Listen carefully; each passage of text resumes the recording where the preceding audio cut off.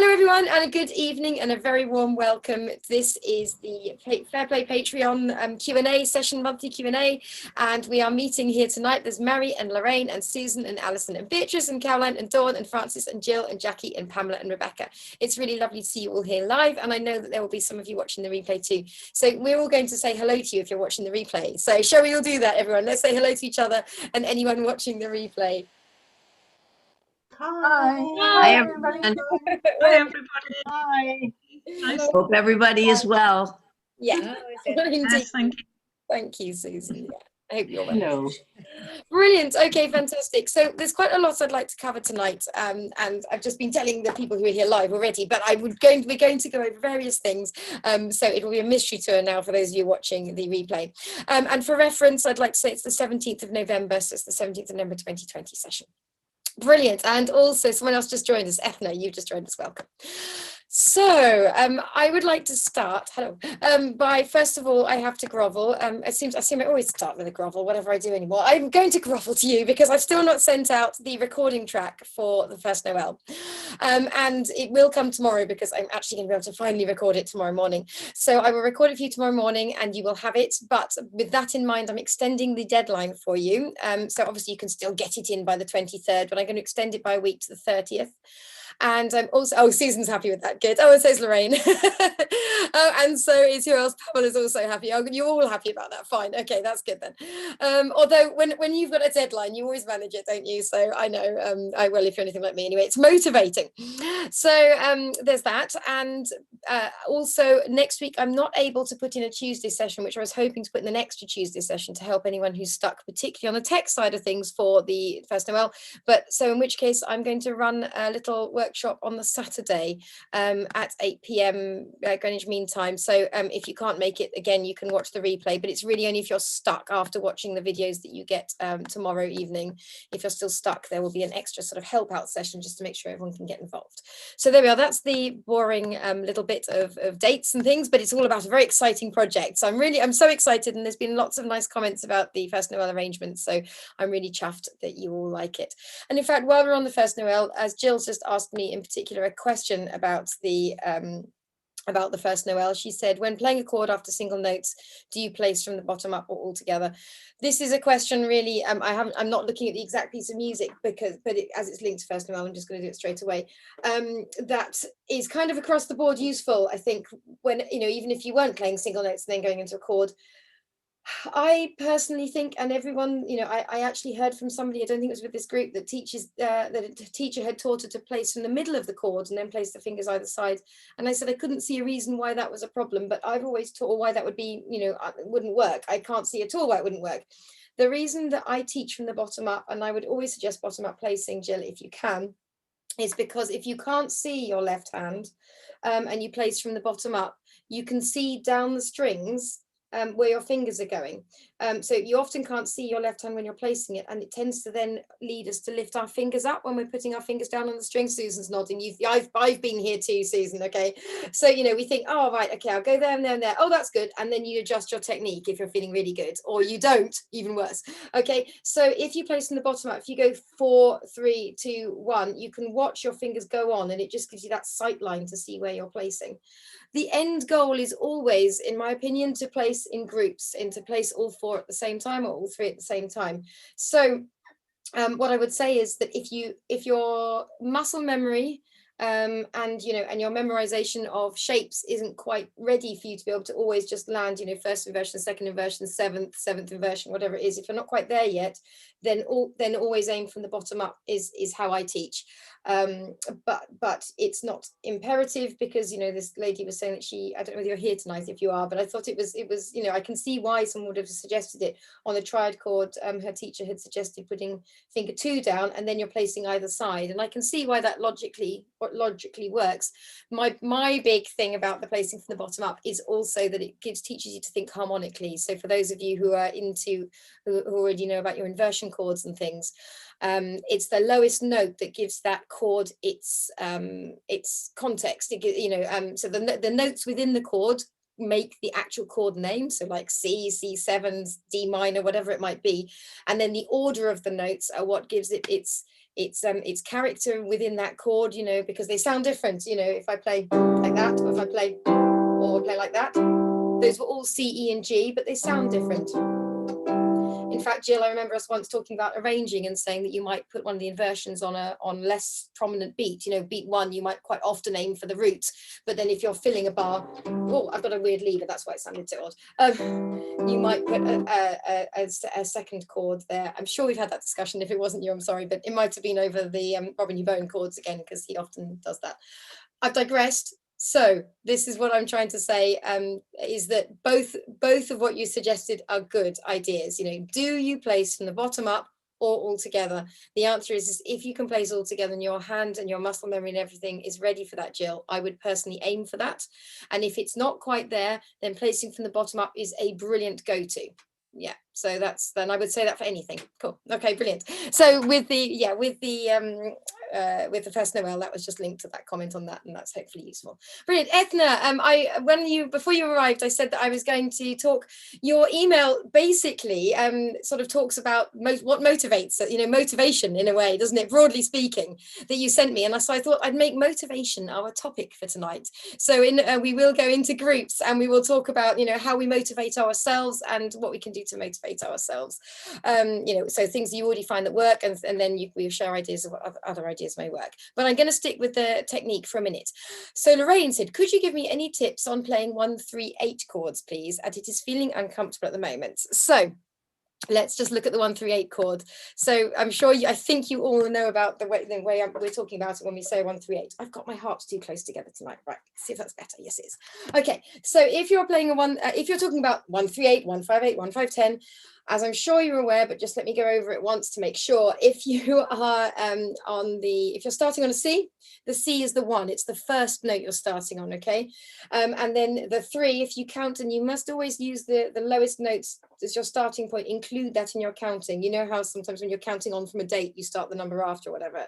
But with music, you're always counting from the string that you've begun on as well. So 1, 2, 3 gives you the interval of a third, and you can call that 1-3.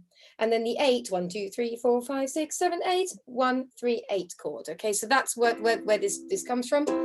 I haven't managed to tune tonight. We're going to just go ignore that for a minute. Okay, so the bunny ear is one of the first things that you mentioned, Lorraine. Okay, so the bunny ear, as soon as our hand gets tight, or we're a little bit stressed about what we're doing, or we're sight reading, or whatever, or we're not taking, or playing too fast for our readiness at that time, our finger tends to creep up, doesn't it? And it's usually tension in the back of the hand. So this is, you know, it usually comes from the fact that in some way you're a little bit tense, and then this seems to pull down, and up comes the finger. Okay, you can do them in a entirely relaxed manner. I mean, you can just be sat like this, like Susan and I were nodding about the fact we've done this in the past and slid down, perhaps, or I certainly have.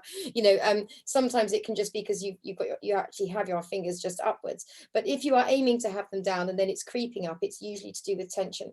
I used to get told to put my I used to get, what was the phrase? I used to get bring your fingers into your bring your finger into your hand, or bring your fingers into your hand when you're playing. And so what I used to do, I'm telling you this, so Lorraine, just so you don't hurt yourself when you're playing, I used to have tension here, and I'd be on my strings like this, I'd be all tight and like, oh, I'm doing my own playing and I'm a bit stressed, and then I'd get told, put your fingers into your hand, which of course is good advice from the way it's, you know, is what we're aiming to do. So I'd go tension here, and then I'd pull against these tight fingers, pull them down, pull them down, pull them down, and then I'd have extra tension. So I'd sort of have the tension in the back of the hand, and then I'd have the tension right through the hand, and I ended up with a very tight hand. So let's see, I wonder if we can do this away from our harps tonight. Maybe not so easily. Can you all do the handlebars thing? You've done the handlebars thing with me before, haven't you? Okay, so handlebars thing, yeah, you've all done it so many times, just like, yes, the handlebar thing. Okay, thumbs up then. Okay, brilliant. Let's bring finger 4 out. Okay, so bring finger 4 out, keep everything else nice and relaxed. Okay, so I just need to now check in with, you could check in just with one hand and check in, see if, have you pulled anything tight here, or is it still quite relaxed? And if it feels a bit tight, maybe just wibble these 2 fingers a little bit to try and, you know, ease out any tension, and remind your hand it doesn't need to be tight to hold these fingers in. I'm not asking you to hold them in tight to your hand, I'm just asking you that handlebar idea, aren't I? Okay, and then I don't know whether this is just to demonstrate, whether this is too weird to demonstrate, but if you then bring up finger 2, literally pull back on the tendon here and the bones, so that your finger does do the bunny ear you don't want. Okay, And then when you're in that position, this might be a bridge too far, but let's just try it. Try then literally close your eyes even and just try and let it drop back down. So take it from that slightly tight position to dropping it back down and think about how that feels. I'm able to do that, but I've practiced that for years, haven't I, on the harp? So I'm not sure that's not helpful, but I'll check in with you in a minute. But so you've got it, you've pulled it back, you've done the thing that happens, and then you're just going to think, can I actually let go of that and let it drop back into the handlebar type position? And so because when we think, oh, I mustn't have a bunny ear, the thing that I was just trying to get across was that I used to pull against the tension that was already in the hand, pull it down, and then hold the finger in tight to hide the fact my finger was pointing up. Whereas what we really need to do is we need to turn off all the extra, anything extra that's going on in our tendons and muscles and things, and allow it to drop down. I have no idea whether that's helpful or not. So I will check in with you again in a minute, Lorraine, but let's just go to the harp for a moment. So on this 1-3-8 shape, I would suggest doing the hover, land, squeeze, play, relax idea as well. So you get the hand ready like you just did away from the harp. Actually, when you put 4 out, so we're putting 3 out now as well. Hover close to the harp and then land without putting any pressure on the strings. Okay, so often when we go to the harp, we're like, okay, right, I'm about to play my piece. So I put my fingers on and everything's tight, and then I shall wait until I'm ready and then play, or wait until I'm told to play and then play. But actually, you can have your hands on the strings with very, very minimal pressure. Who's trying this on their harp right now? Alison, can you feel that? You can go to the harp with almost nothing, can't you, on the strings, and then squeeze just before you play. Okay, so with these 1-3-8 chords, you know, to start with, try hovering and then landing and then squeezing. Okay, then playing, sorry about the tuning, and then relaxing. So you're doing this 5-point process: hover, land, squeeze, play, relax. I know that you can't do that when you're going, whoa, I really am in a weird key. There we are. You won't be able to do that to that degree of, relaxation and everything. I put my harp in a weird key last night, I just remembered. Okay, so but if you build it in, Lorraine, slowly, doing hover, land, squeeze, play, relax, when you get to doing it faster, your hand will somehow have soaked in some of this goodness, and your muscle memory will have hopefully soaked in some of the goodness, and your finger bunny ear shouldn't creep up when you're doing it slowly. Because if you're going in, thinking handlebars, zombie harp if you like, handlebars, finger down, relax, checking in with it if you need to, and just saying, no, you can relax here, we just drop down there, and then playing it and doing them very slowly, scales, or so literally just doing a row of them will be a very helpful thing to do. And then when you put them back into context, keep it very slow to start with. They are, I think everyone would agree that these are a slightly awkward shape. Would you think the 1-3-8? It shouldn't be. Yeah, okay, everyone's nodding. It shouldn't be. Logically, it's just a C chord, or a root chord shape, and you take finger 2 off.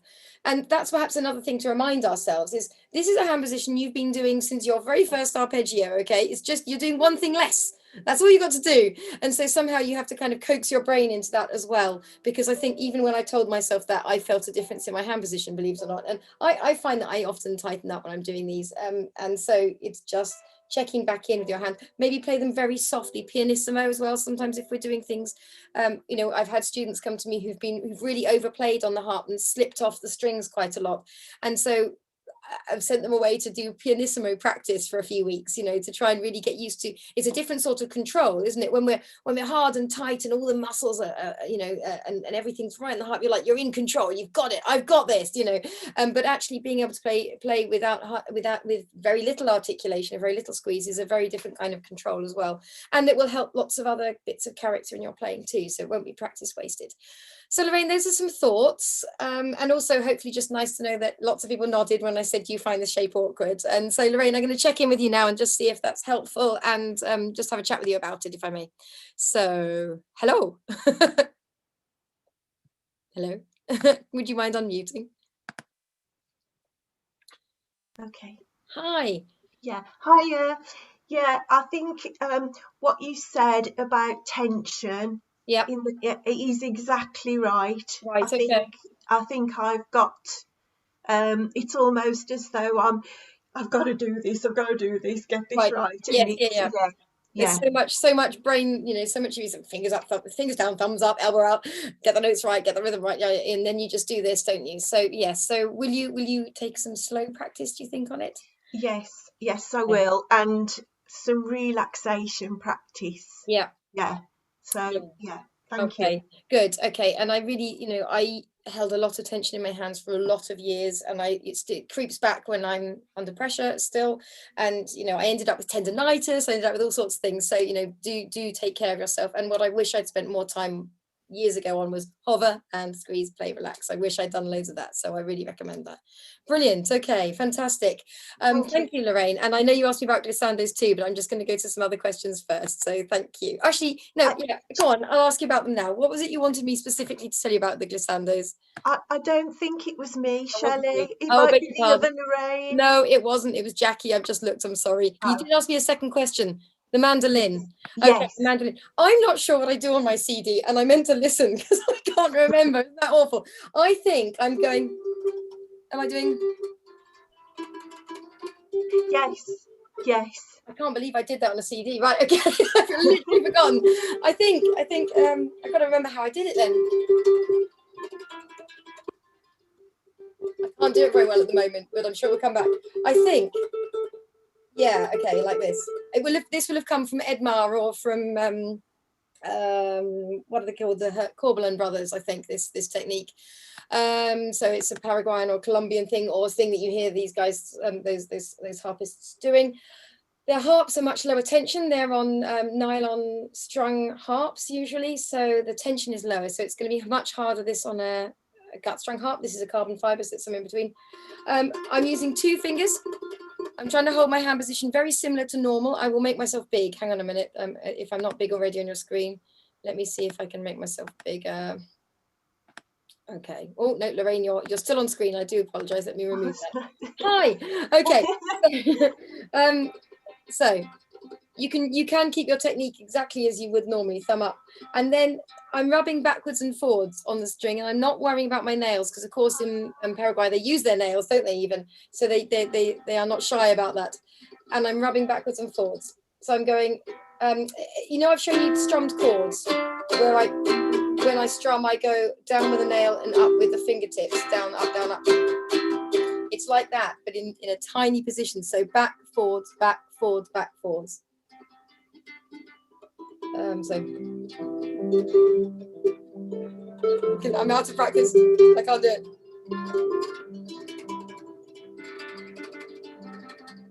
So I've totally forgotten how to do it myself.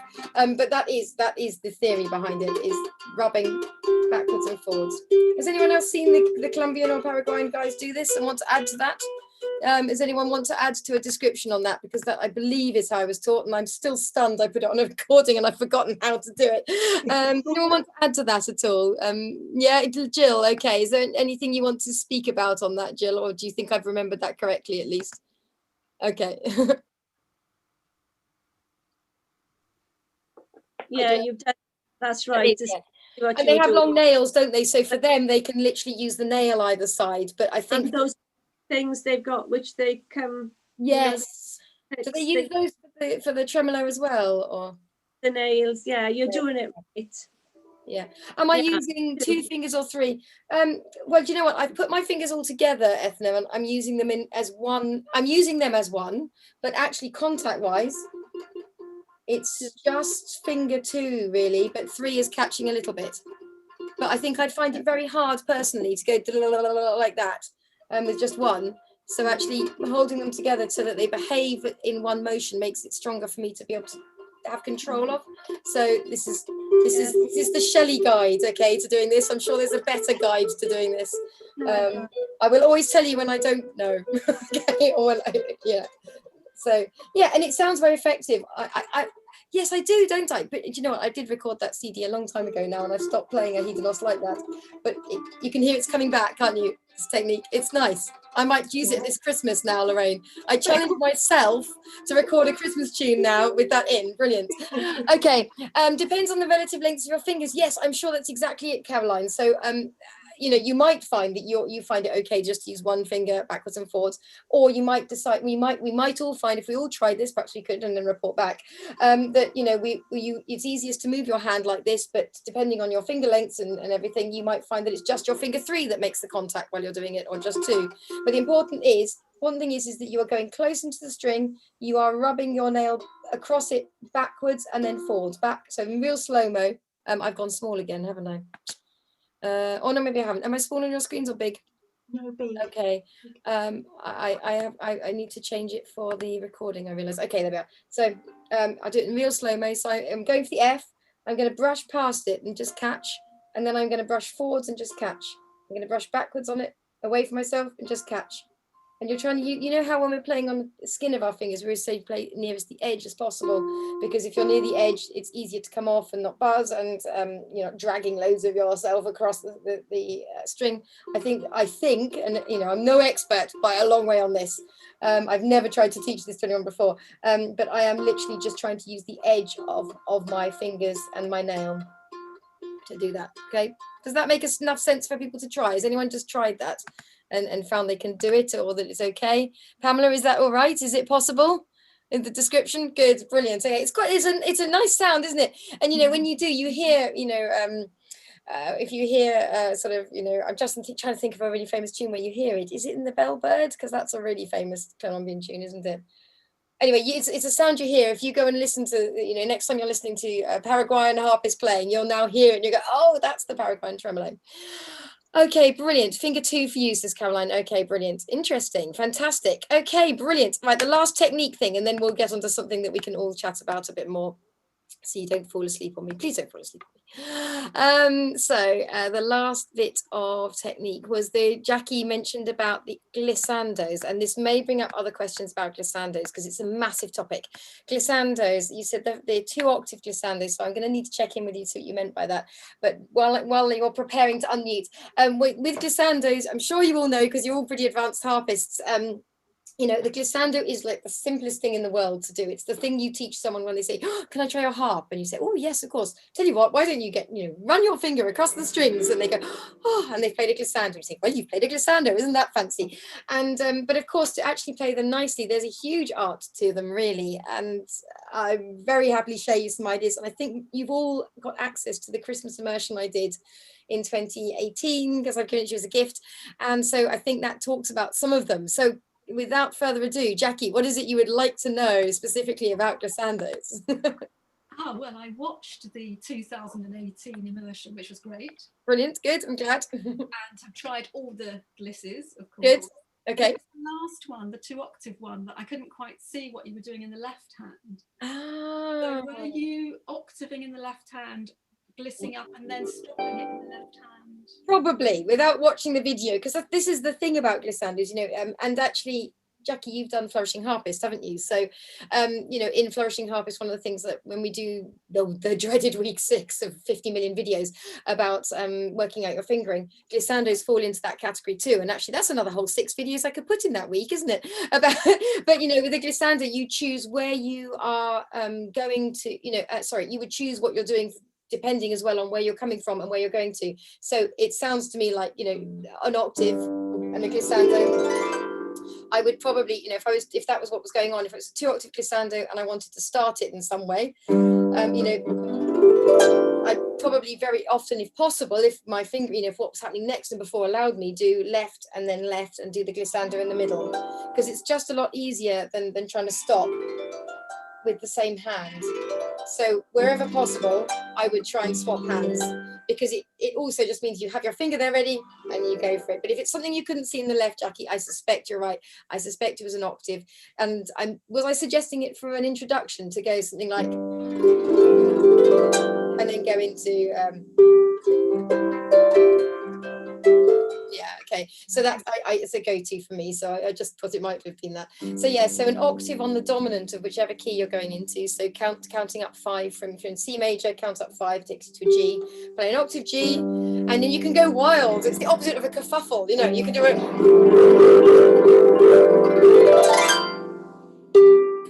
Perhaps not appropriate for this particular tune. But you know, you can always use the dominant. It's a really easy introduction. A dominant. I do it for Happy Birthday quite often. If we're about to sing Happy Birthday at an event or something, you know. happy birthday to you. You know, it's quite a grand thing you can do as a cheat before, not a cheat, as a very easy introduction. So yes, swapping hands, and my favorite thing to say about glissandos, just in case there aren't any more questions, and I definitely want to say this, is that a glissando, you know, if you play a normal glissando, and, you know, we're always thinking, you know, we need to fill a certain, however long it is, if it's a crotchet or a minim or a quaver or a wild glissando for an introduction, whatever it might be. And then you've got to somehow get to the top. And how many of this happened to? It's certainly happened to me, where you're like, okay, right, I've got 2 counts, okay. And you go 1, 2, oh, I've still got time to fill. And then you have to slow down at the top, yes? Does that happen? Or the opposite, or you go, oh God, okay, so finish really quickly or something like that. So I love to start my glissando, and it wouldn't always work, but I love to, my go-to is to start the glissando slowly so that you've got plenty of time, you know, you're filling the time, if you like, that you need, and then rush towards the end, because listen to how exciting it sounds if you do. And you break a string at the same time. That was fun. Let's just try that on a different note. Okay, I'm going to go into E flat, so I've got the string I'm going to finish on. Right, okay. Oh, dominant of E flat, B. Oh, okay, yeah, okay. So B, glissando, and then going fast as you go to the top will sound so much brighter than if you run out of notes and then you have to really slow down. Although, of course, if it's like something where you're getting to the end and you're trying to tease, then you would do it that way around. But anyway, I suppose what I'm trying to say is that being very aware of what you're doing and consciously starting slow and then speeding up, or starting fast and then slowing down consciously, will just add excitement. And sometimes there's not time and it's just got to be a quick glissando or whatever, but it's kind of adding a story just to a simple run of, you know, a little run of notes. Jackie, does that answer your question enough? Yeah, it does. I think what I was trying to do from the glissing was, on that particular one, was to try and make the octave notes at the bottom the beginning of the gliss, as opposed to a separate. Right, okay, yes, which I did both, didn't I? Because I quite often will go dum, but you want to make it the beginning of the gliss, so oh, that wasn't a very brilliant idea. So I've slowed down for that one. I haven't got a third octave, so with the 2 octave gliss in that space, yeah, so I would therefore put the octave on and have finger 2 poised on the note above. So I've changed key because I've snapped the top G. Wasn't the F? I've snapped something anyway.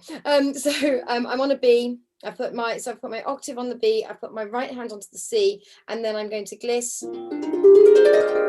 and then I'm going to finish with the top note there. Okay.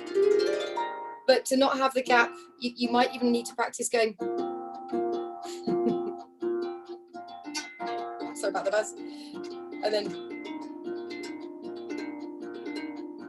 you know, so you're adding in a few, and then, because it's often the joins, you know, I often sort of do one of these glissandos, and I notice that, you know, people think, oh, they sound nice, and try them, and then get the gaps. And actually it's the beginning and endings that kind of polish them. So when you're doing a round and round one, I actually think of bringing, I probably talk about this on the video and you've already seen it, but I bring the finger in close, and also think of it as a circle. Because if you tip your hand down, you're more likely to join up, just like we were talking there about, you know, not missing a bit. You're actually joining, practicing the join there, so it's a smooth happening. Going round and round. I feel like I'm not demonstrating these brilliantly tonight, but I'm hopefully giving you the right ideas anyway. This closing in and thinking in a circle seems to really help close the gap and make them smooth and continuous, which is really nice when you're doing something like that. So yeah, practice the join. But then it can be nice as well, Jackie, to be very dramatic. You know, that has a place as well. So, you know, but very often in a piece of music, they're joined together, aren't they? So, or you may even choose, if it was an octave, and I may have done this, that you would do the lower one with the left and then the upper one with the right. So that would be a fine way as well. So can you see what I'm doing there? I'm playing that one and I'm dragging the other one.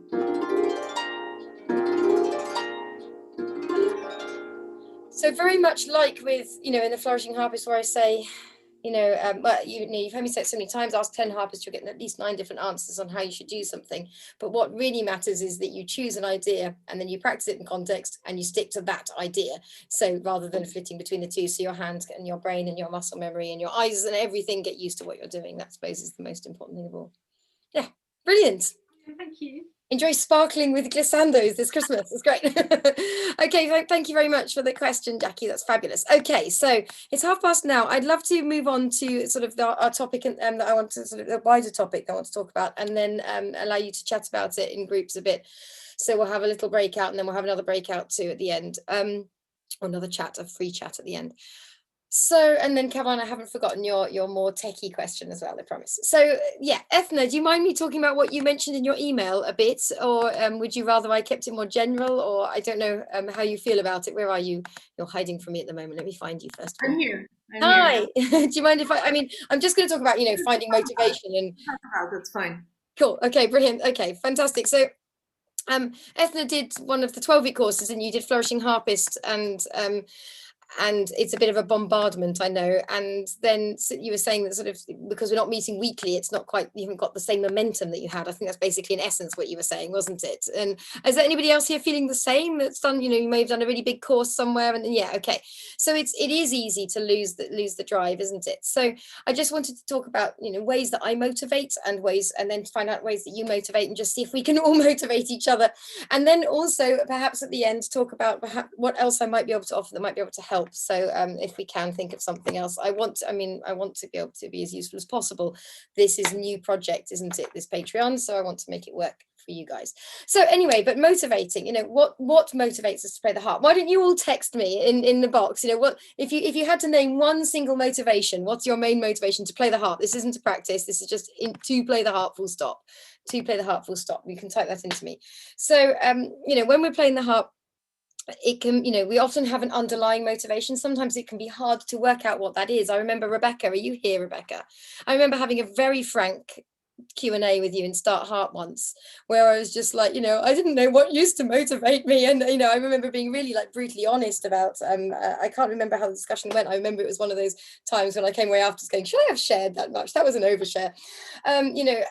Because sometimes, I think, am I motivated purely by what I'm asked to do next? Is my only motivation, I've got to play this, so I've got to go and do that, or I've said I'll do this, or I said I'll do that.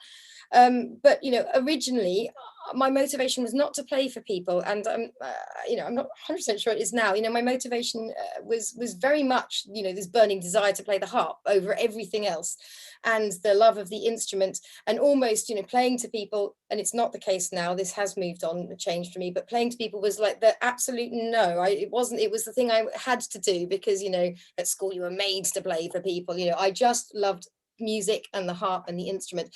And so my motivation entirely was sitting down with a beautiful piece of music and wanting to learn it, and wanting to hear the harmony, and wanting to work out how to play it, and to hear other people play and all that kind of thing. And I think so often as musicians, as soon as you start learning, your friends are like, oh, will you play to me? And you think, I didn't even think of that. That wasn't my motivation. Other people, you learn to play an instrument because they would like to immediately, they know they want to perform, or they might want to play in care settings is a common one that people say, that they'd like to be able to share the music with people,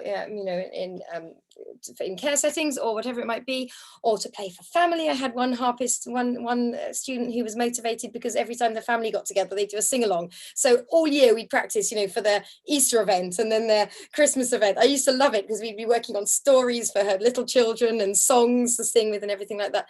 The motivation. So anyway, I don't know whether that's, I just think to start with, you want to unlock what your motivation is. And Rebecca, I think I did a webinar about it called Be True to Your Harp, didn't I? Is that right?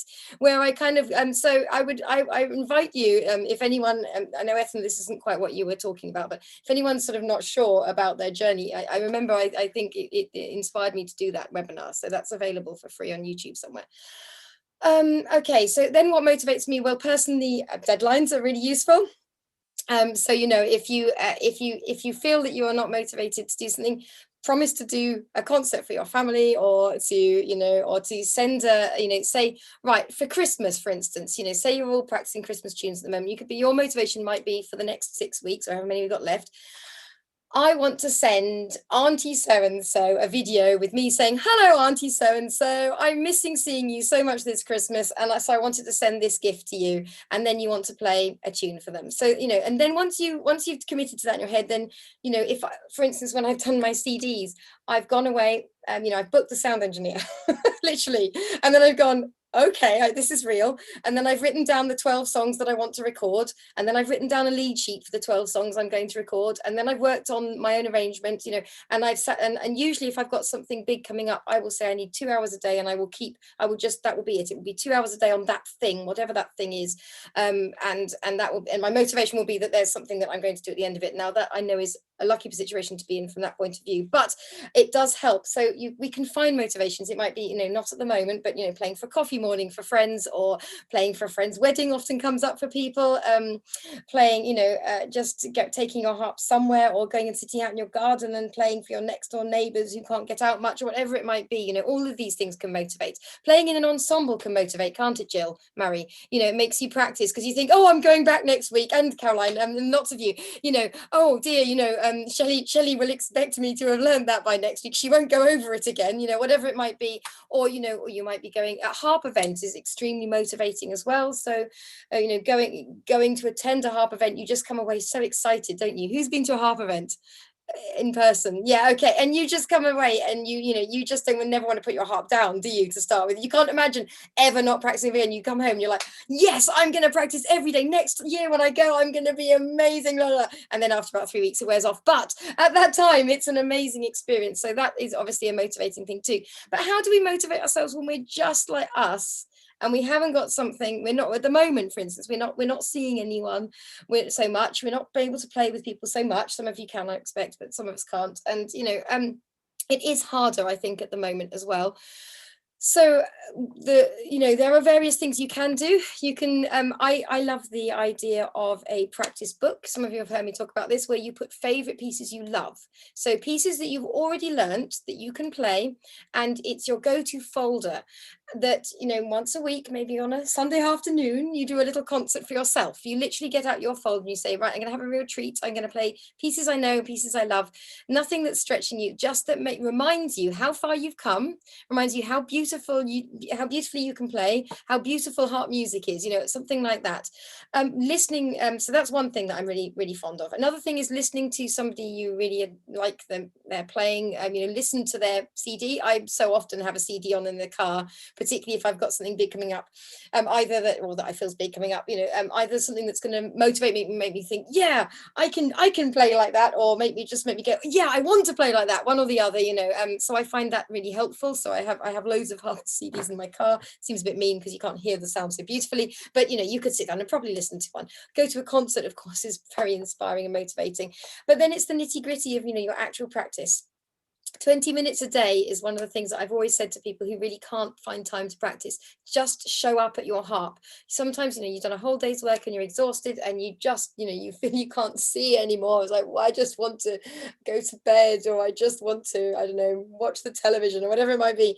You know, and just show up at your harp, even if you have to motivate yourself. When I'm really like my wits end with exhaustion or whatever, sometimes I put television on to practice to. It sounds dreadful. I'm not recommending this as a good idea, but you know, if you're really tired, it's almost like my brain needs to fight against something to be able to concentrate if I'm really tired. So you know, listening to the radio or something if you're really tired. But on a normal week, we're going to talk about how we might motivate ourselves to then practice, you know, and move forwards. And a practice diary can be very useful. This does depend on everyone's, you know, your person. Some of you, it will completely be like, no, I'm never going to keep a practice diary. But for some of you, you know, it's really good if you can have a practice diary that you goal set on, and then, you know, you can see as the weeks go by that you are getting through your goals and that you are speeding up your tempos and things like that. It can be very useful. I have got here, I think I've got it open. Yes, I have. I'm not sure how much of this is on this one. A practice diary example. So, you know, this is a very formal one, but you can just keep a log. I think, Rebecca, I think we've talked about this. I think you just keep a diary, don't you? But, you know, the week, how much time you did. So, you know, that you actually showed up and how much time you did, so that you can see that, you know, on Sunday you had a nice treat and you did an hour, but on Monday you were shattered and, you know, back to work and it was a shock or whatever, and you did 10 minutes, but you showed up. That's great. 3 focus points. This is in this is something that, you know, you can choose. It might be that, you know, you want to reduce your bunny ear when you're playing a 1-3-8 chord. You might want to work on your glissando, your 2-octave glissando. You might, you know, whatever it is, you might write those down there. I'm not talking about a focus point being, I'm going to learn this piece. That's not really a focus point. That's a, you know, that's a project. But a focus point, you know, it might be that you want to learn to play a 9th chord nicely or something. Warm-ups, studies, it's really important, I think, to have these, you know, everyday exercises or studies, whatever it might be, so you're giving yourself a chance to look at your technique. You see, I've got improvisation ideas, focus pieces, practice tempos. So this only works for one piece, but it's really useful if you're learning a piece and you're trying to speed it up, writing the tempo that you're on, and you can see then as the, you know, as 10 weeks go by, you can see that you have sped up. You know, you might find that this week you don't speed up, but in 3 weeks time you do. And aha moments. I mean, I'm very motivated by going, okay, I worked that out, or that's amazing. This week I got that. Even if you can't play it, you maybe just get the concept or something like that. I find it really powerful to be able to go through and see, oh yes, okay, I've actually cracked a few things. So I find I don't use them at the moment, but in the past I've used practice diaries, and I've used them with my students as well. So let's just check in with what people have said, and then I'm going to get you to chat about this a bit. So because I love the instrument, want to be able to play it. Jackie, that's a brilliant motivation for you. Doing something new to me, learning and feeling I'm improving. Yes, it's exciting. Playing a new piece and trying to arrange it myself and practicing for a gig. Yes, well, practicing for a gig is hugely motivating, Susan, isn't it? And then, but playing a new piece and trying to arrange it's just so exciting. It's like unboxing a present, isn't it? It's like, oh, what am I going to do here? Now you're getting a piece I like, so I practice it. If I don't necessarily play a piece I like, then it falls on the wayside. Yes, and of course you're in a position, Mary, where you can choose. Sometimes you can't choose in my life, but yes, if you can choose, that's great. To be able to try and play beautiful music for my own satisfaction. Yes, Dawn, I totally get that. Being able to relax in the piece I love for myself, so motivated to rehearse. Brilliant. I love the instrument, the way it sounds and feels. Find playing satisfying musically, emotionally and intellectually. Rebecca's shared a nice video. Not nice video, actually, it's a video of me talking again. Sorry, I thought it might be a video, a motivational video, but it's okay. Thank you so much, Rebecca. That's brilliant. I assume that's the link to the Be True to Your Harp. And I might ask Rebecca if she remembers what it was that I so rawly shared to you, because I don't even remember. Lorraine says, being the best I can be, desire to learn the music. I love Caroline says, I love the sound of discovering new things. That's all I find myself doing. And Grossi, I enjoy it, but I'm not making much time for new rep just lately. I still try to play every day, but without much direction. Okay, so Ethno, it might be really great to you to for you to, you know, just, you know, we're coming up to January. In fact, I'm pretty sure in January I'm going to do something. I normally try and do a webinar of trying to help people kind of like make some new plans. But you know, January is a really good time to reinvent, isn't it? Somehow, for whatever reason, we always feel like it. And so, you know, maybe really goal setting, looking at the year, you know, thinking what would you like to be able to play by the end of next year, you know.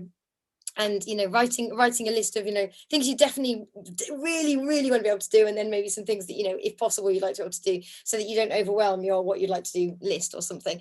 And then, you know, work backwards as well. So, you know, if I've got a deadline, I very often work backwards, because I know that, for instance, I know that about 2 days before something, if I'm going to be under a lot of pressure, about 2 days before I shut down and I can't take on anything new. About 2 days before, it just always happens. That's it, that my brain is full. I can still practice and go through motion and stuff, but I can't really learn. You know, I'm saturated with whatever's going on, and so I have to work backwards from that. So and then add in, you know, look at how much time it might take. So, you know, working out what you might like to achieve in a whole year, or do a 12-week year. Think of 12 weeks and work backwards, and then, you know, divide it up. You know, so, you know, if you were doing an exam, for instance, Pat's not here tonight, but Pat has done up to grade 7 so far on her harp, and you know, having an exam date is extremely focuses your mind, obviously, and it's not for everyone. But you know, then sometimes I know we've sat down and gone, okay, so if we've got 6 weeks left, then maybe we can divide it 6 pages, 1 a week. You know, we want to finish 1 a week. You know, you can even be it's not such a musical way of thinking about it, but it just compartmentalizes it and stops overwhelm, and you know, makes manageable bites, just like snippet practice. I guess it's using the same concepts, isn't it, but just widening it out. Caroline says, the harp community is wonderful too, and love being part of it. Yes, I see what's happening with me. I need to make some concrete goals. The practice is so helpful. Okay, so Ethna, I would love to maybe you can try it and we can check in, but I'm going to get you all guys to chat now anyway, but we can check in maybe next month and ask how the practice diary's gone for you as well, with some goal setting. So but then, because this is one of the other things, accountability, you know, you hear, I never know how I feel about this word. I used to cringe loads, and now I think it's, you know, I'm kind of more used to the word, but yeah, because I hate being held to account, because I'm like, if I could have done it, I'd have done it. But also it is also useful, you know, it is motivating, you know, if you're with someone who really gets you, and you know, like Rebecca, sometimes you give me a very gentle nudge about something and I'm really grateful because I know that you've got my back. You're like, Shelley, have you remembered this? And I'm like, yes, thank you so much. And so, you know, when you trust someone and you don't mind, it is really helpful having someone that's kind of holding you to account. So, you know, Ethel, it might be you need an accountability buddy with your harp practice, you know, or maybe we need to, in these sessions, you know, be like, well, so in the next month I'm going to, you know, perhaps we need to have a harp scouts on, or whatever it was, you know, some kind of promise we make to each other or something. I don't know, we can work on this. Beatrice says, I would like to play something well for my enjoyment. I've also something to send my sick sister or another family member to encourage her. Yes, I mean, it's lovely. And I mean, I think that this Christmas is a great time to be able to send people, you know, a lovely tune with your lovely smiling face at the beginning of it, and then you playing to them, you know, and introducing it with their name. I mean, what a lovely gift to be able to give someone. And you only have to learn one tune, you can send it to 20 people as long as you record it and with a new introduction, you know. So they won't know, well, maybe they will, they might talk about it, but anyway, you know, it's the personalness of it that's going to be such a gift as well. Okay, I would like to put us into breakout rooms and for you to have in small groups a little chat about motivation and you know, how maybe you know, I last time I tried to guide the conversation, you all came back and sort of went, oh, well, our conversation was like this, and that's fine. So I don't really mind what you discuss. You might discuss anything that you have heard now that, you know, you think you might try, or you might say share something that motivates you or that you use to motivate yourself. And just have a discussion about this sort of general wider topic and see if we can come back and use our hive minds to help each other as well. So is that all right? Can we spend 10 minutes on that? Is that all right in smaller groups? And of course, you're going to want to chat to each other, you know, about where you are and who you are and all that kind of stuff. Although I think we all know each other now. So let's see how many of us are in tonight. 14. So without me, that's 13. Okay, so I shall put you into groups of 4. Is that all right-ish? Here we go then. So breakout rooms, create breakout rooms. Let's get this right. Okay, 3 to 4 people. 3 would be a nice enough. 3 to 4, yeah. Okay, so I'm going to send you off now for 10 minutes to have a little chat. And if you want to talk to me about anything, not with anyone else, now's the time. Stay in this room and you can ask me a question and I'll be on my own, and then you can join your breakout room afterwards. So I shall send your breakout rooms now. Here we go. See you soon. Be kind. I know you will.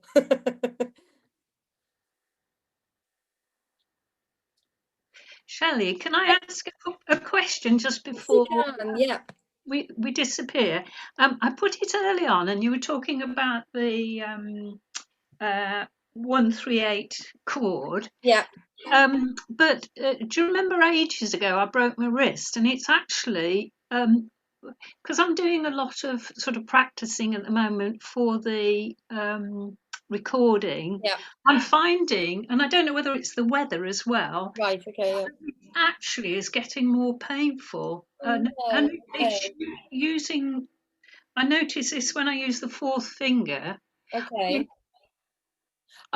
Pamela, are you playing the 138 or are you playing the melody line? Which when or is it just generally? Well, I'd love to be able to play like the counter melody. Yes, okay.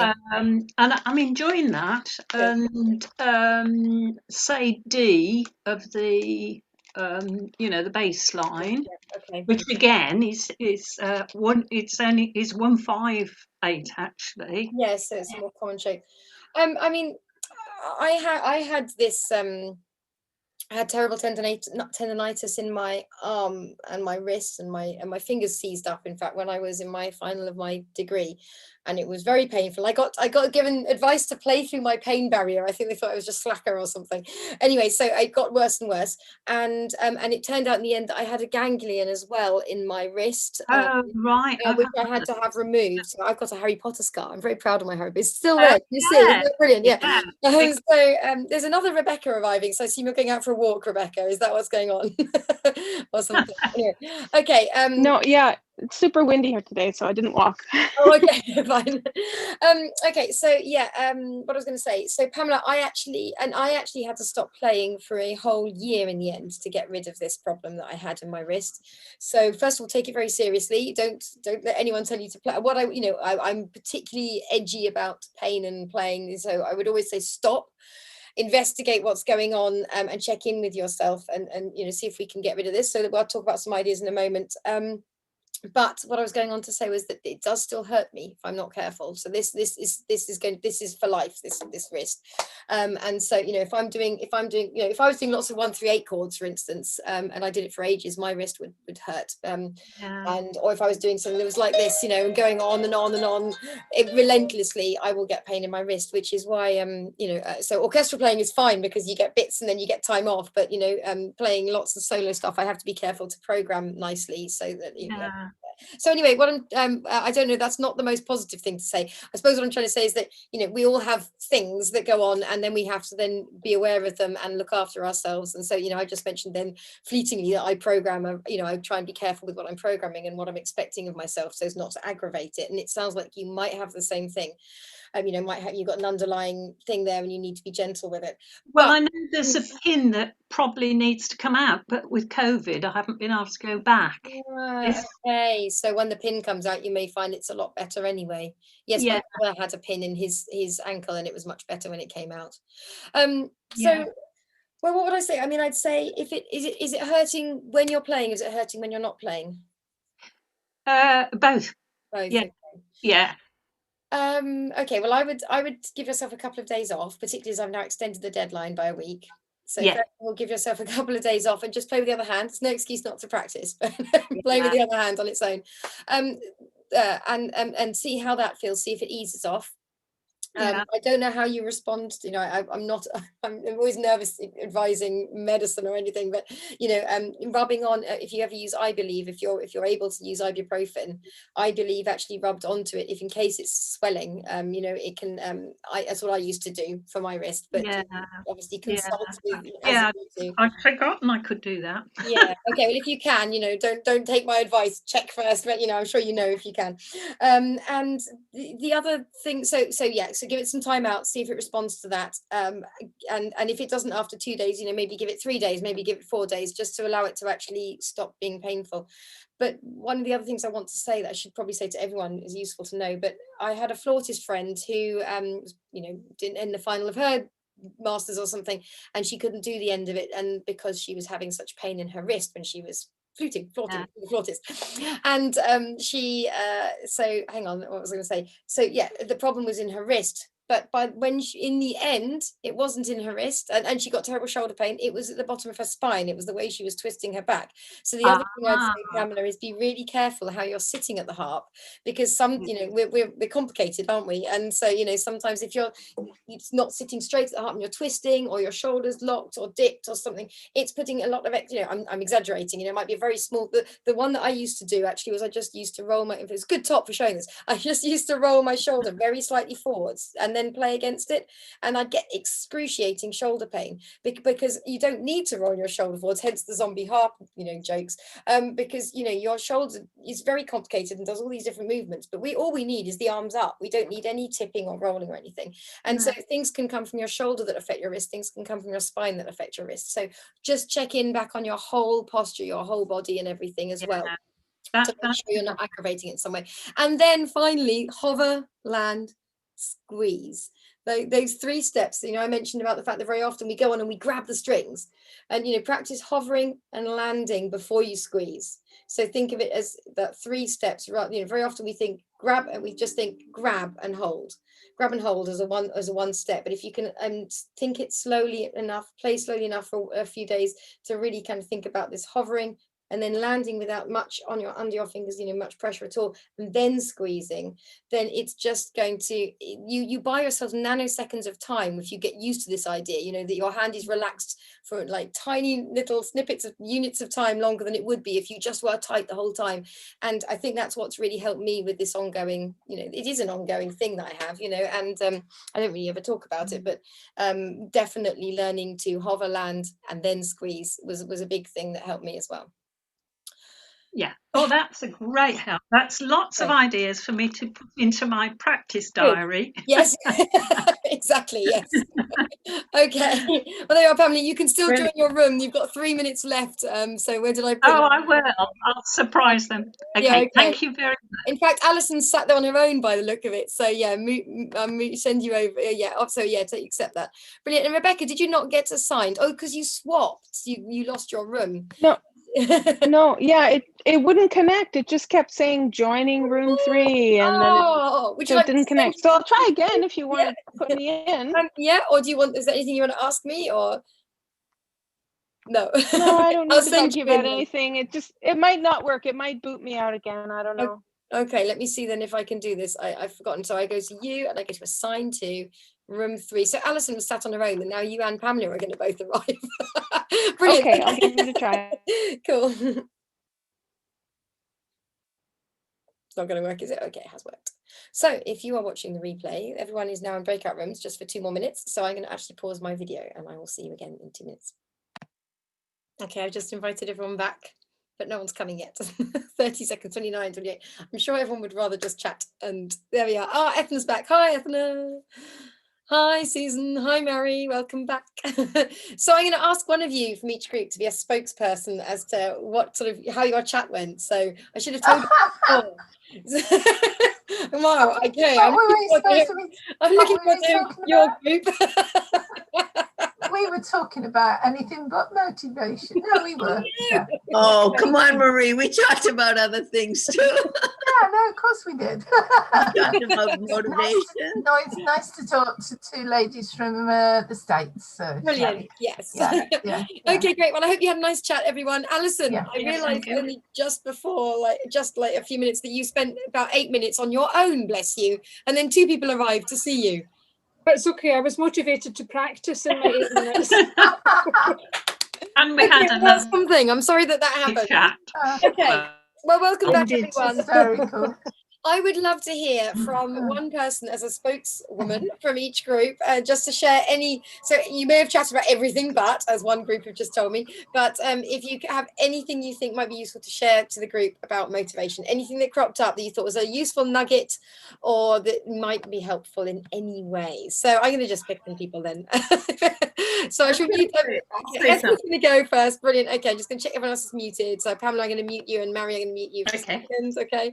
Brilliant. So Ethna, motivation from your group. Okay, so I guess it mostly came from Susan, and one of the things that she said is that she likes to play for seniors, and she plays pieces that they know, familiar pieces like Over the Rainbow or La Vie en Rose or something like that. Nice.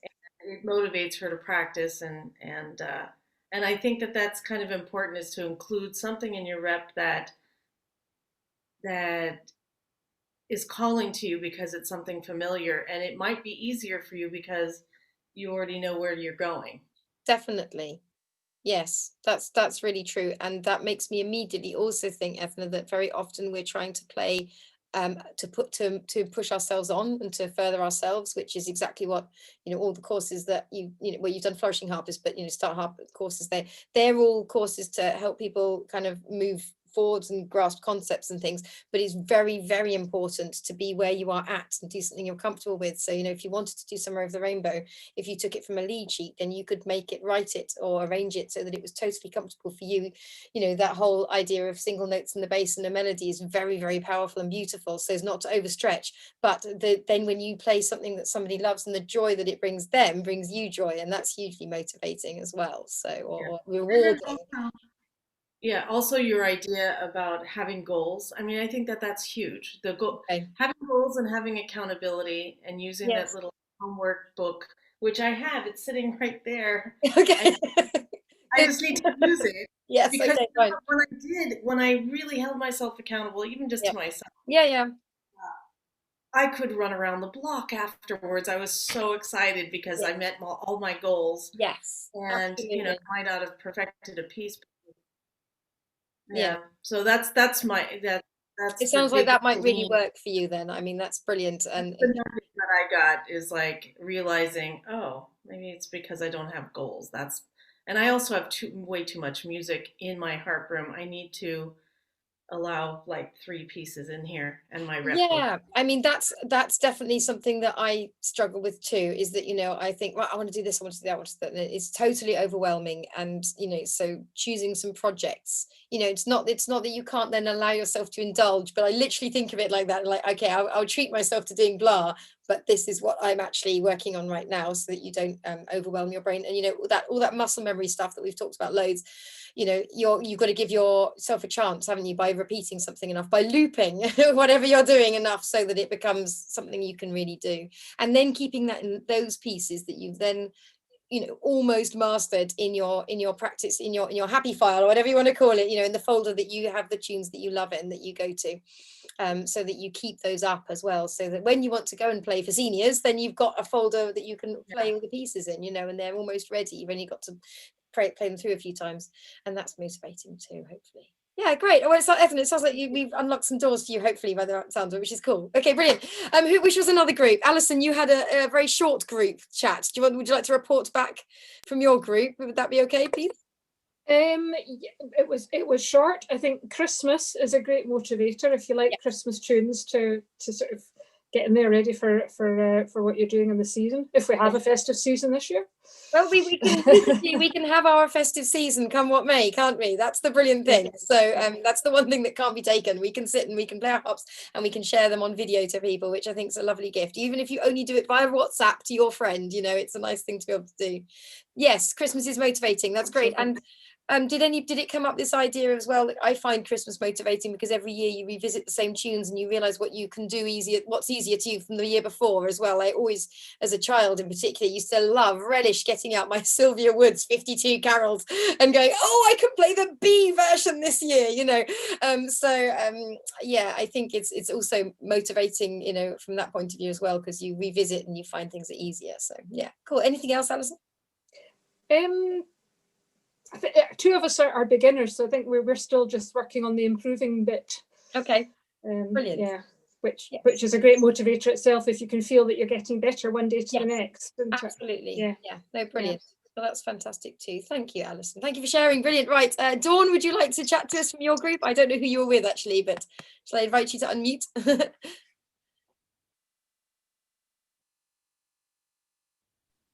Sorry about that. That's okay. That took some time, didn't it? Tired. I think the other ladies are better actually than I am. But one of the things we said is how much easier it is to motivate when you play a piece of music that you like. Yes, this is very true. Yes. Because it is, because you want to play it. And how much, one of the ladies said how much easier it is to motivate when you've got something like, I think she's in your dynamic harp ensemble, and how much easier it is when you know you've got to do it for a certain time. Yes, absolutely. Yes, it's that's very, very true. And so sometimes we have to make up, well, not make up, but yes, create those times, those finite, you know, those moments where crunch moments where you need to be ready for it. So and we have to be a bit more creative at the moment, don't we, with that, I think, than sometimes. But actually, Jill, it'd be interesting, or anybody in the ensemble, to hear from you, one of you guys, perhaps in a minute, briefly as well, because you know, you are used to normally this like weekly drive and then the concerts and things, and it'd be useful to hear how you are if it's different and how you are combating that as well. So I don't know whether any of the ensemble, any ensemble goers are, if they're prepared to talk about how they're motivating now. But anyway, yeah, Dawn, anything else that you'd like to add? Not really. I think it was Jill actually that was in the ensemble that So Sure. No, really, that, you know, that it's nice to be able to have a piece of music that you really like actually push you towards being much more motivated. And as you say, goal settings as well. Yeah. Brilliant. And I mean, I haven't mentioned the really obvious thing, which I meant to mention. I went through a checklist and I didn't write it down, but you know, of course, the obvious thing is to have a teacher and to go and see them once a week, or to see them on Zoom once a week, or to take a course once a week. And that's the really obvious thing that we normally do. And definitely weekly seems to be, from having been the teacher sat watching the student coming in, weekly is much more powerful, because usually people who are coming every other week adjust, progress half speed of the people who are coming once a week, because, you know, so often we come away from our lessons, or certainly I used to, and go, oh, you know, it's like, oh, I've only got a week to do that, right? Oh, well, I better go home and do that and remind myself what I've got to do. And then the next day, oh, there's only 6 days to my lesson, I better practice. 2 weeks. Oh, I've got 2 weeks till I've got to be seeing them. And even though it's about you, somehow it becomes about what you're going to show them, you know, your teacher, and it's actually so irrelevant to your own thing. But somehow the week seems to make a difference to me. So I'm just and what I've seen of my students. So yeah, you know, but even if it's and another really obvious thing I didn't mention was teaching somebody else. And I'm not saying, you know, you should all set up as teachers and start teaching children how to play the harp, or adults how to play the harp. But as simple as, you know, one of your harp friends on Zoom, because we can't meet up, a lot of us at the moment, you know, teaching each other tunes. Say, right, okay, I'm trying to learn this. Can I teach, you know, can I teach you this tune that I've just learned, or whatever? There's nothing like, you know, some of you have really experienced the power of videoing yourself for teaching you to become your own teacher, you know, watching your hands and hearing your rhythm and mistakes and things like that, or and being able to change that and fix things. Teaching somebody else, like that, it sharpens your mind to the point where you are, you know, you're playing an E, you're saying the E, you're telling them what the rhythm is on the E, and it just makes you think. And it's almost like, I don't know whether it's left hand, right hand brain stuff. I wish I knew more about that kind of thing, but it's like it sort of just changes the whole way you're viewing something and makes you express it differently. So it can really help consolidate something if you try and teach a friend. And how nice is that? You can teach, you know, share a tune that you've learned, you know. So that's another thing, and that's kind of accountability, but not as well. But it seems to be a great skill. And there's nothing like teaching someone to make you want to really think about, you know, how you're joining something up. Because if you're showing someone, you don't want to pick your strings out, because you know that they know and that you know, and you want to, you know, do what you aspire to do well, to share it correctly for them too. So that's another really obvious one I hadn't mentioned. Right, there's one last group. Francis, were you in another group, or Beatrice? I'm not sure who was in the last group. One group I haven't heard from. Francis is leaning forward. So yes, Francis, hi. I was in the same one with Dawn. So oh, okay. Oh, brilliant. Yeah. Anything you'd like to add, or? We decided, yeah, we just think it was a good thing if you are in a group and you meet once a week. That's obviously a big motivation. So yes, it's a bit different now. So yeah, it is. Well, obviously on Zoom, we're doing it, but it's not the same as meeting in person. I know. But better than nothing. It's a lot better than nothing, but it's not the same at all. It's like we're all glad it's happening, but we'd all prefer to be in the room. I know. Okay, Francis, thank you. That's brilliant. Caroline, I think you're just raving at me to say I was the last group. Me. Okay, brilliant. Would you like to share anything that you guys chatted about that was useful? I muted you as you unmuted. Sorry.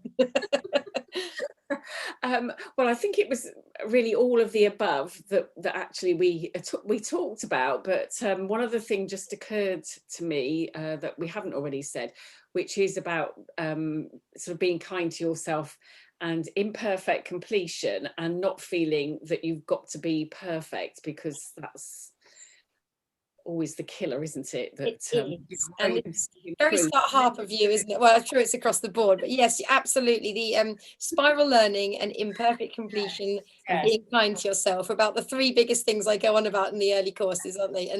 And yeah, you're absolutely right, Caroline. That's really powerful. And I think, you know, certainly in one-to-one lessons, face-to-face lessons, I find I'm sometimes giving people permission not to polish something. Because I think particularly if you've experienced classical training at any point or something like that, you know, there's this belief that, you know, you must get it perfectly before you're allowed to move on at all. And of course, that's great for some people. And that, you know, absolutely, you know, if somebody's going to be a competition winner, and they, you know, then that teaching will work, you know, and that's perfect. But for a lot of us, we kind of need to be snuck up on a little bit more than that, and be kind to ourselves. And so and also, you know, you can't perfect something if, you know, you're not going to get something to sound like Catrin Finch is playing. I don't know if that's a reference that anyone across the pond knows, but she's like the best harpist in Wales. You know, if you're not going, if you know, if we all played Twinkle Twinkle Little Star blindfold, I bet you we could all tell which one Catrin Finch, you know, who it was that played, which one was played by Catrin Finch, you know, because, and so it doesn't matter, you know, even though a complete beginner could play Twinkle Twinkle with with one finger, it's possible. It's never going to sound the same as somebody who has been playing, done their 1,000 hours at their harp or whatever it is to become a complete expert and whatever. So allowing yourself to move on. So I find myself giving people permission to move on, is in saying, I think you've got the goodness out of this piece. This is the conversation I've had. Sorry if you've heard me say it to you, any of you, but I feel like you've really got all the goodness out of this piece for now. You've learnt the notes, you know how everything goes together, you've learnt the placing beautifully, blah blah blah blah blah. And I know there are some hesitations there, and you're occasionally making slips, but you understand and you know why, and these are foundation technique ideas that we're going to need to just keep working on and keep revisiting. And maybe put this in your practice diary and your folder, and you can try play it for fun in a few weeks time and see if some of these things have ironed out. And so that's the kind of conversation I will sometimes have with people, because I think when you're on your own learning, you'd be like, well, I haven't got that perfect and I can't get it perfect, and you think, well, that was a waste of time, why did I even bother with that? And it's not true. It's like, if you put that to one side, if you give yourself permission, say, right, I've done as much of that as I can, as the sponge is ready for right now, but maybe me the sponge will be ready for a bit more in like a month's time. Then you revisit it. Nothing you do is wasted. No time you spend at this instrument is wasted, because it all ties into the next piece, the spiral learning idea, the revisiting ideas, the next thing that you do every time. I don't know whether you guys remember, I distinctly remember learning to go. I remember that experience of learning to place ahead each one and join it up, going up the stairs and coming down the stairs. I remember that. I like painfully, like the how it focused I had to be to do it. And but you learn something like that, and it might take you 2 months with a teacher to work on something like that, depends who you are. And then you can, one day you can do it with your eyes shut really fast, and so nothing is wasted, even if you can't perfect it at one point. So yes, Caroline, thank you for bringing that up. Being kind to yourself, and embracing imperfection and remembering spiral learning, and giving yourself permission sometimes to not perfect is well, always giving yourself permission, unless you have to perfect for something, because it will, and what I'm trying to say is, I'm not saying you should never strive to be perfect, play something beautifully. That's that's of course always the goal, but it's the fact that it's never all going to come together in one. When we're studying, certainly earlier on, nothing, it won't all align quite until we're slightly further down the line. So you do have to just be gentle on the way. And this idea of resting a piece, I don't know whether other teachers talk about this. I'm sure they do. But this idea of learning something, putting it away for a few weeks and then revisiting it seems to be extremely powerful as well. A number of times I've been up against something and then I've taken a few days off playing for going on holiday or something, and then come back and found I can play it. It's almost like you're not on top of it anymore. You're not there sort of telling the little person on your shoulder going, me. It's almost, he's forgotten the normal dialogue, and so you play again and the dialogue's gone, and funnily enough you can play it without that little person on your shoulder. So yeah, all those things. Right, okay, brilliant. I'm worried you're all going to sleep now, so I'd like you guys to be able to chat some more, because I'm trying to give you half an hour to chat and I've only given you 10 minutes. So there are a few last things that I wanted to talk about, so we can unmute and talk about this. Caroline brought up, and Jackie, about the different platforms. So we have got Patreon, as in you're all patrons, that's why you're here, so thank you very much. And on Patreon, I've learned that if I put a picture or something, a link, whatever, you get sent a nice email, don't you, with everything in, and then it has the link to the piece if it's a PDF, or it has a link to the meeting.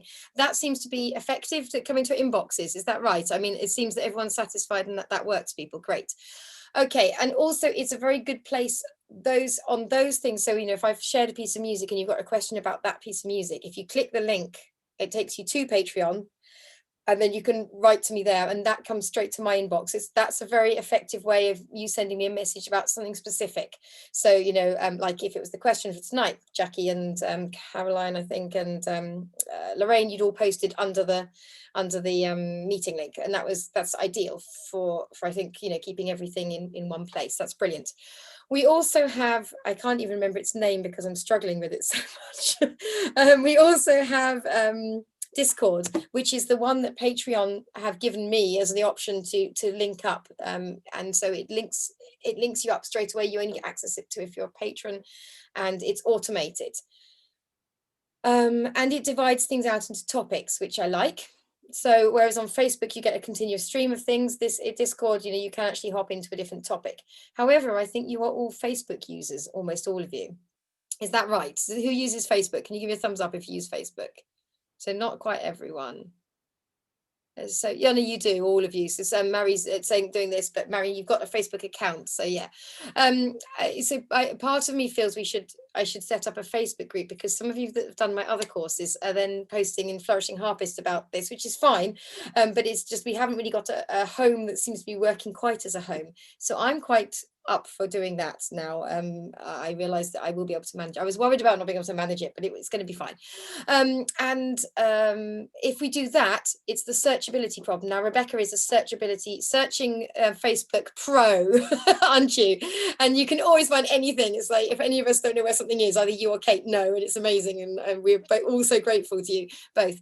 On Facebook, I could do this thing where I could make little squares, and it could be, you know, a technique stream, and just like I've done in Discord, I could set up the topics so that we could go to the topics and then write under them, so we can have a single stream about looper pedals, and a single stream about exercise books, and a single stream, whatever it might, a single stream about motivation, you know, so I can do that. And of course, when new people come in, it's harder then to find your way around and to work out how it's working, but you know, we can just gently say, actually there's a stream link to the stream, you know, I can post a link to where the stream is or whatever, and we could do it that way. So that was what I was thinking, but I would also like to hear from Caroline as to what it was you were asking, and then I'd love to, and anybody else that wants to chip in on this, and just see how you all feel about it. Yes, it would definitely be a private Facebook group, Rebecca, except Beatrice. So Beatrice, you're not on Facebook, is that what you're saying, Beatrice? She's thinking about that. I can't hear you yet, Beatrice. And Caroline, I'd love to hear from you in a moment. I had once a Facebook, and then I got annoyed and I got rid of it. Fine. And then eventually I wanted to get back, but now I have got 3 Facebook sites, and I don't understand enough about the computer. Fine. Okay. Yes. So I don't use it anymore. That's fine. Okay, that's no problem. So I mean, the other thing as well to say is that I think that Patreon is enough as it is. So you know, the fact you can go and you can ask me questions, we can interact a bit. I wonder whether I should just pin I could just pin a thing at the very top. There's like, can't find anywhere else to write your message, write it here, because they will all come to me, you know. So perhaps that would be a helpful one for Beatrice, for instance, you know, because that actually might be very helpful. But Caroline, can I hear from you with what you wanted to bring up, really? Is that all right, please? Yes, I think it was really that sort of with Start Harp and Flourishing Harpist, and you know, we seem to have a community going on Facebook. Yeah. And then Patreon, part of it is probably that I haven't really got much into it, but it was just another thing to check. You know, I know, and I hear you. I know. Facebook, so I'm on Facebook looking at stuff all the time, so it's easy to do that. I know. Yeah. Another thing to go and look at, and then Discord. I just find that name so difficult as well. I know, me too. So I mean, on other friends things, they have a community tab, and it seems to just be in Patreon. I don't know whether they stopped it. I don't think I'm paying less. I think I'm just like, I'm on the normal thing. And this is what they seem to say. It said, you know, so and so no longer supported. Discord is the thing that you link up to, but it does feel like it's another thing to worry about almost. But I just want to really check in with you guys to see if how you all feel about it. So Caroline, you would be up for Facebook by the sounds of it instead. Yes, I would. Yes. Only 14 of us here out of, like, I don't know how many people it is in total, so I might have to do a wider poll. Yes, okay, go on, type into me or talk out loud. My view on everybody else like that, and that's why I just thought it was interesting to chat. Yeah. Okay, well, would anyone else like to vocalize their thoughts on this, and would anybody else like to type it in? Ethna says she'd prefer Facebook too. Mary says she doesn't want another thing to look at. Enough with Facebook and WhatsApp. Yes, yeah. Just going to wait and see. And while you're typing that, I really want to let you chat. So this is the very final thing. Ethna's comment was slightly, email was slightly about the fact that you'd love to meet weekly, wasn't it, as well, I think, or was it sort of what I kind of, and I would love to do that too. And I keep wondering how to, what to do. And obviously you are welcome to retake Flourishing Harpist. That is, of course, you know, that's one of the things you mentioned, but I've been asked both by a professional harpist and by somebody who's just left university, if I would mentor. And so what part of me is wondering whether I might set something up where we can do, it would literally be a planning session once a month, and then a short one-to-one once a month, as a fifth tier on Patreon, just to, no discourse, as Pamela, as another option. And so that's, if anybody's thinking, gosh, I would love to be mentored, email me, just because I'm playing around with it in my head, and it would just be useful to know if anybody thinks, yes, that might be for me. Francis is the picture in this week's, oh no, that's something completely random. I would love Facebook too. Okay, so it seems that everybody would like Facebook.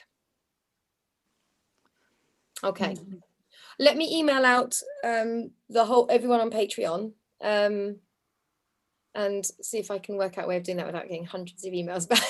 But yes, and see if I can get an overall vote, and then I will move, because yeah, I think everyone would rather it not gone to Discord. Yes, Rebecca, as you are such an amazing person with apps, do you mind sharing your thoughts? Would that be okay? Because Rebecca will have something really amazing to say, I think. Well, I don't know how amazing it is, but just from a selfish perspective, I'm like Beatrice. I don't like Facebook. The only reason I'm on it is for my harp communities. Oh, okay. I got sucked in because of Start Harp, but I'm in now. Okay, right, yes. So, and so long as the group is private, yeah, that's fine. I don't, outside of the harp communities, I don't discuss anything. I don't, like the other day, I clicked interested in an event. Yeah. And I had no idea that would go out to everyone. And so then suddenly I got a notification that my mother liked the fact that I was interested in an event. Oh, no, and good Lord. So I just try to keep it, my participation private. Sure. That's all. Okay, yeah, no, it would definitely be a private group, because it would be for you guys only. So, and the nice thing about that is then that, you know, if we have a private Facebook group, you know, you might feel sometimes, you know, if you do a Christmas recording, you might like to share it to the rest of us, because, you know, we're all supportive, we've all got your back, and so it might just make, you know, like the start, those of you who've done Start Harp and things know that, you know, the groups are so supportive, and it's somehow, I feel like, yeah, okay. I like the idea of having 1 or 2 pieces to work on group every week for an hour, tier 5, okay.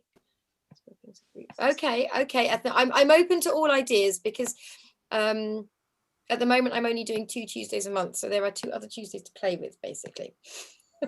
This morning I went to Discord for the first time at 7:10, asked me if I bought pizza. I saw that, Caroline. It's so bizarre. Anyway, right, I want to stop talking and let you guys talk. So I'm going to be here. I will turn my camera off and leave my text on. So if anyone wants to talk to me for a bit longer, I will stay here for like another 10 minutes or so. So you can message me, but let me just stop talking, because you must be tired of my voice. So I'm going to end the recording. Thank you so much, everyone. Thank you to Beatrice, Lorraine, Alison, Caroline, Dawn, Ethna, Francis, Jill, Jackie, Mary, Pamela, Rebecca, and Susan. Thank you so much. I'm going to allow you some free time to chat. So if you're watching the replay, I'm not recording everyone's conversation for you. You have to come live if you want to be part of that. Okay, thank you.